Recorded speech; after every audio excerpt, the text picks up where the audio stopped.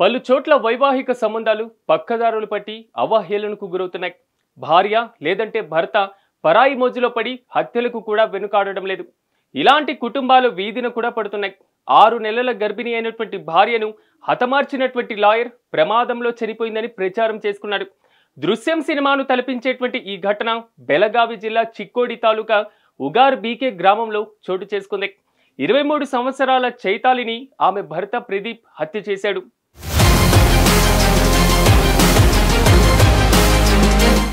చైతాలి, ప్రదీప్లు ఒకే గ్రామానికి చెందినవారు. ప్రేమించుకుని 2 ఏళ్ల తర్వాత పెళ్లి చేసుకున్నారు. అయితే ప్రదీప్కి ఇటీవల మరో యువతితో సంబంధం ఏర్పడింది. ఈ క్రమంలో భార్య చైతాలిని అడ్డు తొలగించుకోవాలని పక్కా ప్లాన్ వేశాడు.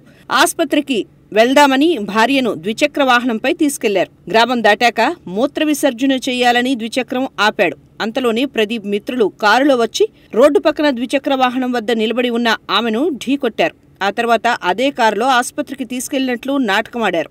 గాయాలైన ఆమెను తలకు రాడ్తో బలంగా కొట్టగా ఆమె మృతి చెందింది. ఈ ఘటనపై కేసు నమోదు చేసుకున్న పోలీసులు దర్యాప్తు చేపట్టారు.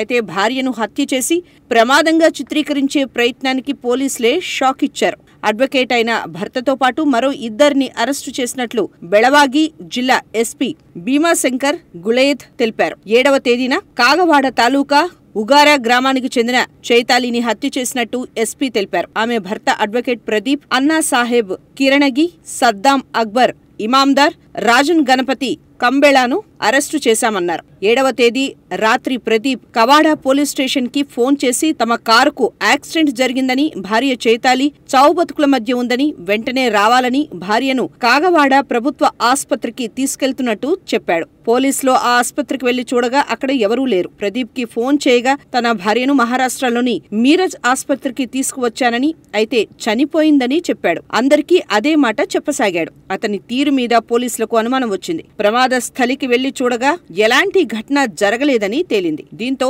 పోలీసులు ప్రదీప్, అతని మిత్రులు సద్దాం అక్బర్, ఇమాందార్, రాజన్ గణపతి కాంబ్లేను తమదైన శైలిలో విచారించగా అసలు విషయం బయటపడింది. చివరికి మరో మహిళ కోసమే చైతాలిని హత్య చేసినట్లు ప్రదీప్ అంగీకరించాడు.